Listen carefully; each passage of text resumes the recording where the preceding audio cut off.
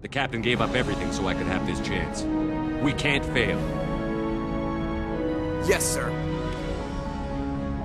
Yeah! Sterling speech! And even got a yes sir from Joker. That is what I like to hear. And we are back on the Normandy. Oh, this feels so good to be back on here. But anyway, before we head off to anywhere, it is time to finally get some Normandy stories going. Look outside. It's finally time to get some Normandy stories going. But let's look outside. Hey, every bit of experience points counts, right? But anyway, one thing that I like about the Normandy, and I'm probably going to set these in their own separate episodes. I'm not sure whether I'm going to sort of do it as a whole, or if I'm going to commentate over them, or just do them separate. But every time you're on the Normandy, you can go around and chat to your crew and get to know them, and it is a major part of the game, and a bit I love. So Joker, what's on your mind? Commander, something you need? How's the Normandy performing? Is she everything they said she'd be? She's the best ship in the fleet, if you've got a pilot who knows how to handle her. Balance isn't what you'd expect. Takes a while to get used to that oversized drive core we got stuffed in the back, and her power can sneak up on you if you're not careful. The Normandy's probably too much ship for your average Alliance pilot, Commander. Lucky for you, I'm anything but average. I like to know my crew. Mind if I ask you a few questions? I can see where this is going. You did a background check on me, didn't you? Well, I'll tell you the same thing I told the captain. You want me as your pilot. I'm not good. I'm not even great. I am the best damn helmsman in the Alliance fleet. Top of my class in flight school, I earned that. All those commendations in my file, I earned every single one. Those weren't given to me as charity for my disease. What are you talking about? Are you sick? You mean you didn't know? Oh, crap.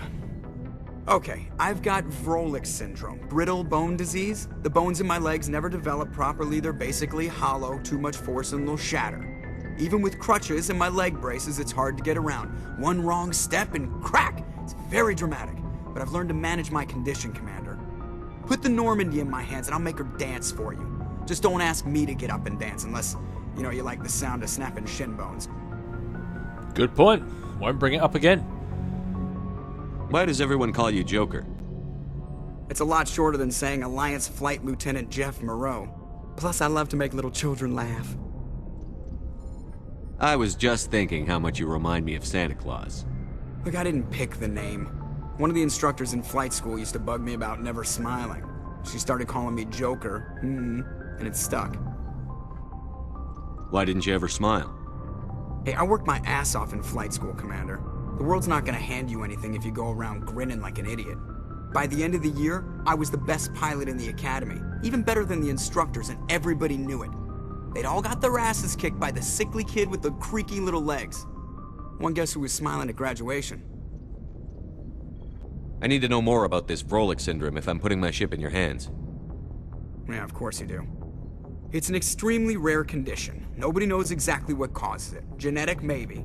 It's treatable, but there's no cure. They classify my case as moderate to severe. I was born with over a dozen fractures, hip, thighs, ankles. My bones were already breaking in the womb. 100 years ago, I wouldn't have survived past my first year. Lucky for me, modern medical science has turned me into a productive member of society. You're not gonna break a bone trying to fly the ship, are you? I don't fly with my feet, Commander, so I'm fine as long as I'm in this chair. I gotta be real careful when I get up to take a piss, though. I can do my job as well as anyone on the ship. Better, actually. So don't worry about it. I'm not trying to make you uncomfortable. Let's talk about something else. Whatever you want, Commander. I have to go. Alright, see ya. Yay! And unfortunately, in Mass Effect 1, that's really the only kind of conversation you get to have with Joker. You go back there again and you just talk about the same stuff over and over again. That was weird. That was a weird title for something. Presley! Anything new to say? We have got a Torian on board. That's got to rub you the wrong way. Apparently I can't talk to you. Okie dokie. Okay, Presley, looks like we are not going to talk about anything. Radio. Some random guy. Door control. Dookie doo. Nobody in here to talk to. Any codex entries? There we go. That's what I was looking for. Every little bit of experience counts after all. Just think how much we leveled up on the Citadel. Radio, so before we pick any missions, we have got tons of crew conversations to get going. Let the Normandy stories begin.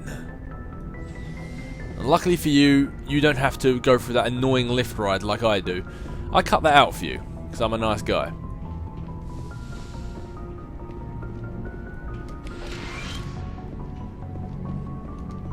Yes, Commander? Is there something you need? I should go. Goodbye, Commander. And unfortunately, it seems like it's the same with Dr. Chukwas too. Once you've had that initial conversation with her, they don't really give you more stuff to talk about. In other Mass Effects to come, they give Joker more to talk about. With Chukwas, it's kind of the same thing over and over again.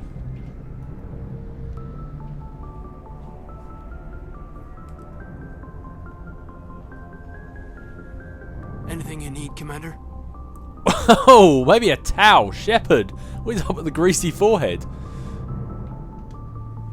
Just trying to get a sense of where the crew's at. Thoughts? I've wasted enough of your time for now, Commander. We'll have time for personal debriefings later. What's your opinion on the last mission? I don't see how we could have done things any better. At least not without getting to Eden Prime sooner. And we were on the scene faster than any other Alliance ship could have been. We'll talk another time, Lieutenant. Commander? Okay then. Now see, everyone you can speak to always says about how much they hate Kaidan. They say he's boring and he's two-dimensional, and I can't disagree. He is very two-dimensional, and that can lead to a very boring character. But I personally, quite a big fan of Kaidan. I'm not gonna lie. Something about the guy I like. I don't know what it is. Everyone seems to get rubbed the wrong way by him, but nah, me, I'm a Kaidan fan. Don't get me wrong, I'm not exactly gonna bring him on every single mission with me. I mean, he is still 2D and boring, but I like the guy.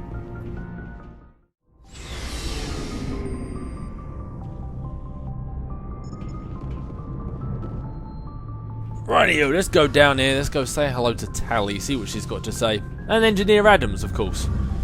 Ooh. I'm not sure if this would be my idea of home, it seems kind of scary. Your ship's amazing, Shepard. I've never seen a drive core like this before. I can't believe you were able to fit it into a ship this small. That's what she said. I'm starting to understand why you humans have been so successful. I had no idea Alliance vessels were so advanced. The Normandy's a prototype. Cutting-edge technology. A month ago, I was patching a makeshift fuel line into a converted tug ship in the flotilla. Now, I'm sitting on board one of the most advanced vessels in Citadel space. I have to thank you again for bringing me along. Traveling on a vessel like this is a dream come true for me. I had no idea you found ship technology so interesting. It comes with being a Quarian. The migrant fleet is the key to the survival of my people. Ships are our most valuable resource. But we don't have anything like this. We make do with cast-offs and second-hand equipment. We just try to keep them running for as long as we can. Some of the fleet's larger vessels date all the way back to our original flight from the Geth. I can't believe your fleet's still using ships that are 3 centuries old. They're constantly being repaired, modified, and refitted. They aren't pretty, but they work, mostly.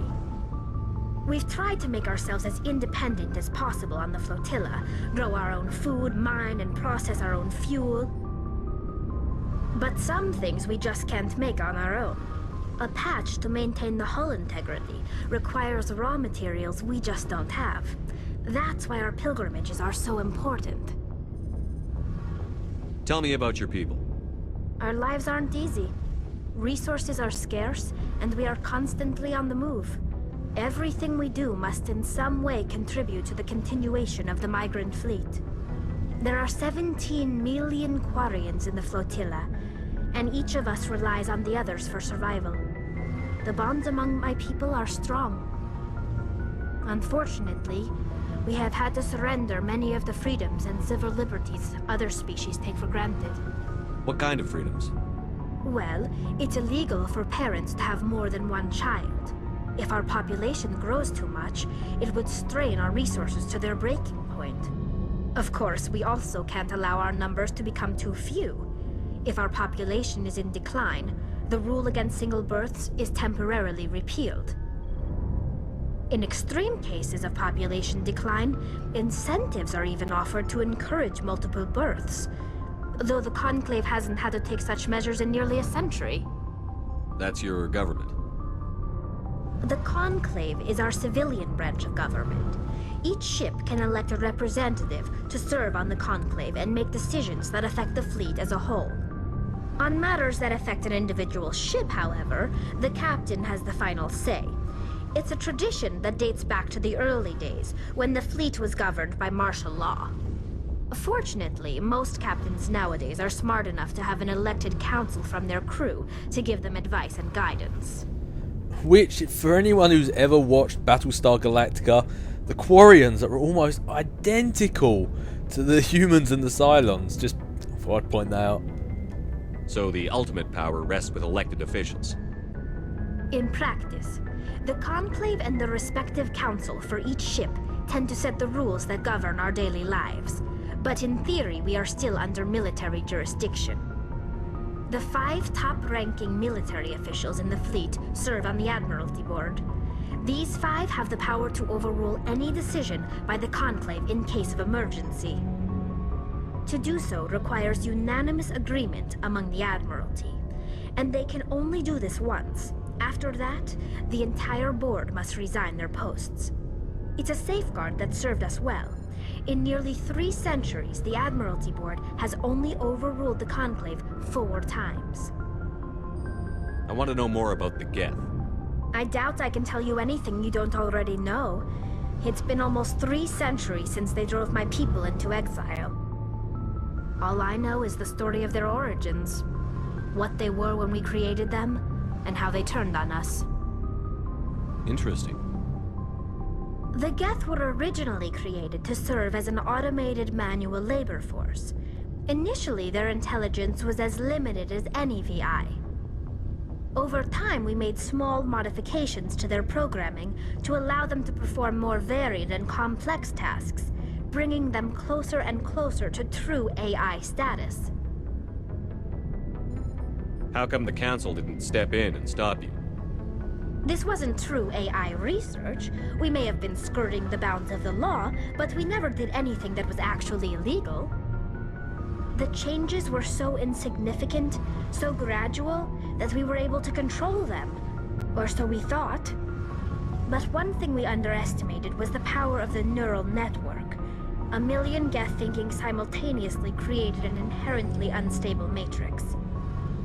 So, the Geth share brain power? Many of the Geth's logic systems were designed to work in concert with other nearby Geth. Basically, the more of them you have in the group, the smarter they are. So there's some sort of group consciousness? No, nothing like that. They cannot share sensory data or information. Their programming cannot handle that much simultaneous input. Each Geth maintains an individual awareness and identity. The neural network only operates on a process-based level. It's basically the synthetic equivalent of a subconscious. But when they're in close proximity, they can coordinate low-level functional processes, freeing up more capacity for original or independent thought. That doesn't make any sense. I'm probably oversimplifying. The Geth are incredibly advanced and complex creations. All you need to know is that they get smarter when they gather in large numbers.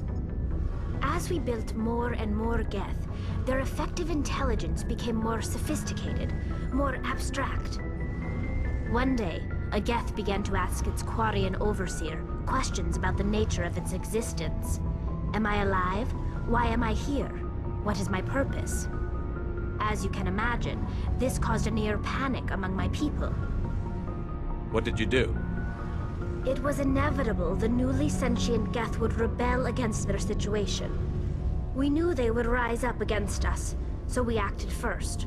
A general order went out across all Quarian-controlled systems to permanently deactivate all Geth. The Geth responded to this order violently. You didn't really think they'd just let you destroy them without a fight, did you?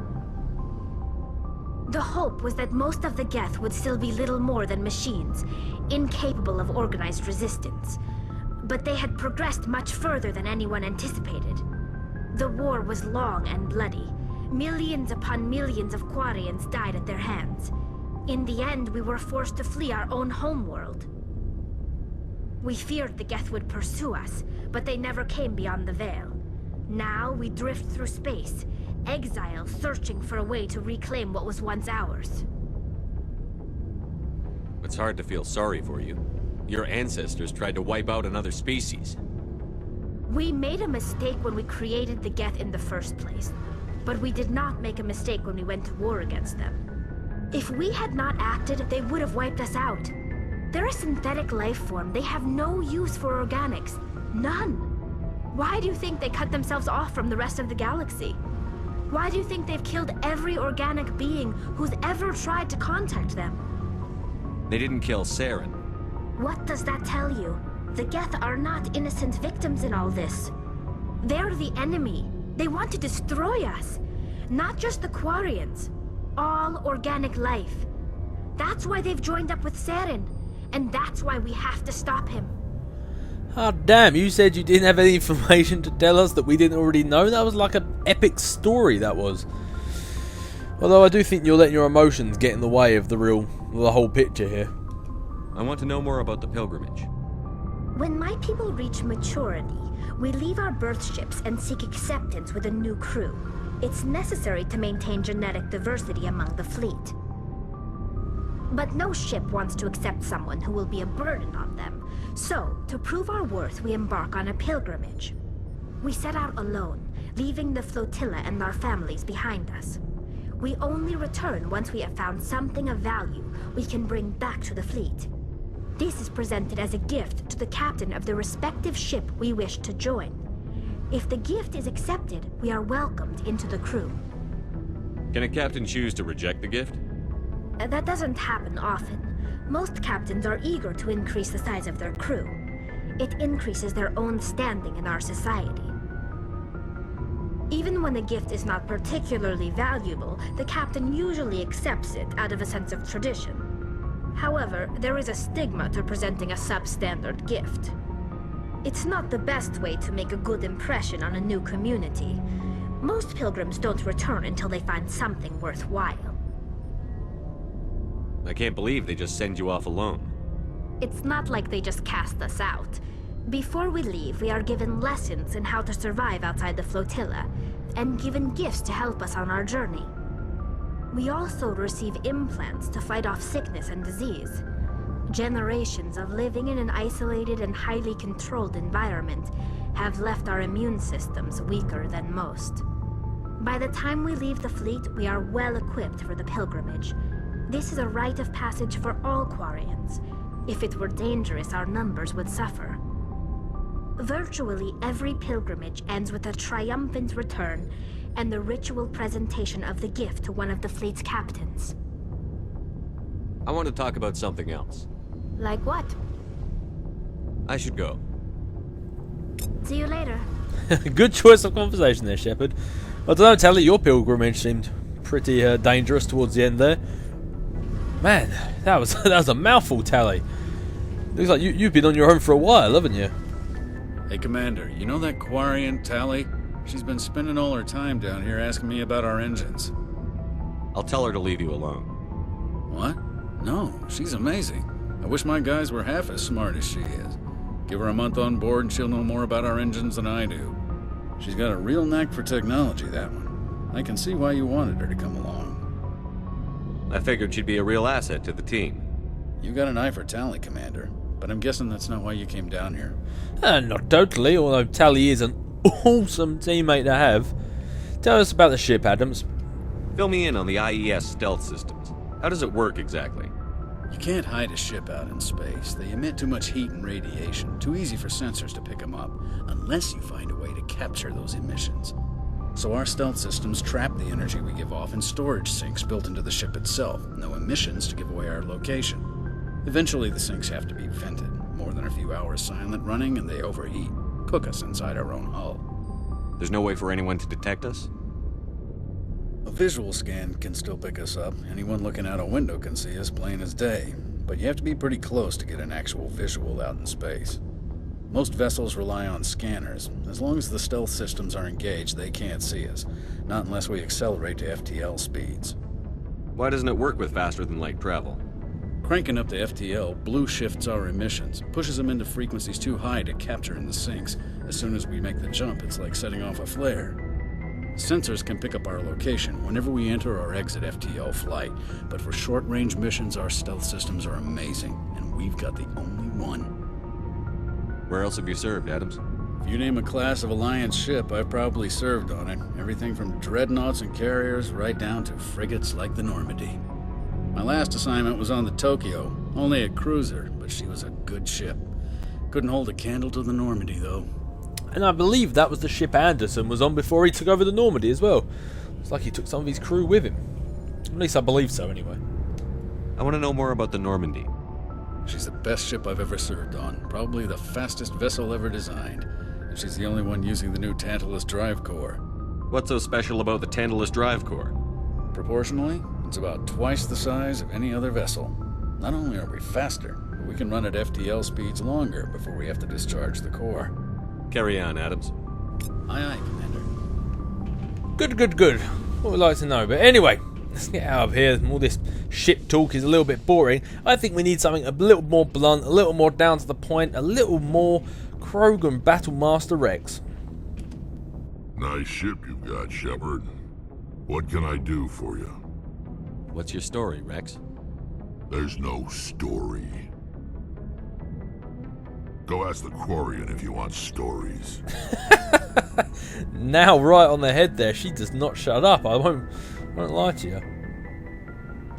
You Krogan live for centuries. Don't tell me you haven't had a few interesting adventures.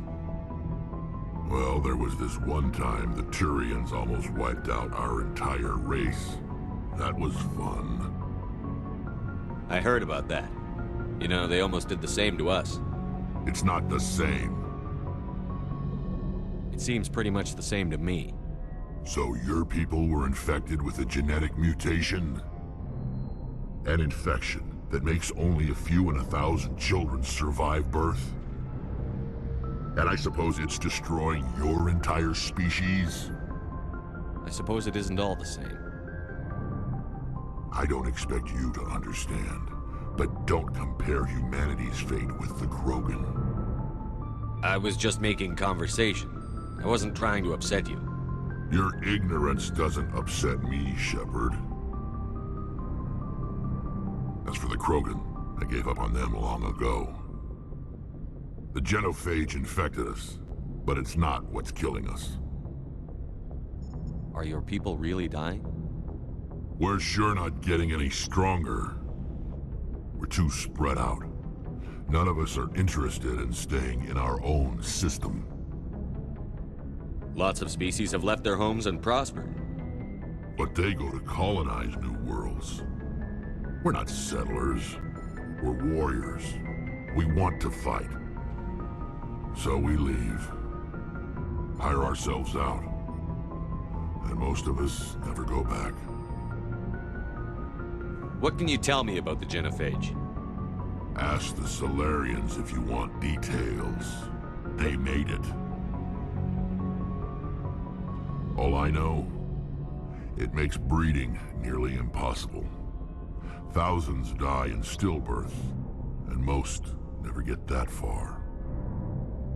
Every Krogan is infected, every one. And no one's rushing to find a cure. Why don't the Krogan try to find a cure? When was the last time you saw a Krogan scientist? You ask a Krogan, would he rather find a cure for the genophage or fight for credits? He'll choose fighting every time. It's just who we are, Shepard. I can't change that. Nobody can. I don't know. I can see a Krogan looking pretty cute with a nice little pair of glasses. So long, Rex. Shepard. Commander? What's your opinion on the last mission? Kinda wish you'd got there sooner, Commander. No offense, I appreciate the rescue. I just wish... You wish we'd been able to save the rest of your unit? Yes, sir. If I had been more alert, we wouldn't have been cut down by an ambush. The Geth are perfect ambushers. They don't move, they don't make noise, they don't even breathe. Sir, they have flashlight heads.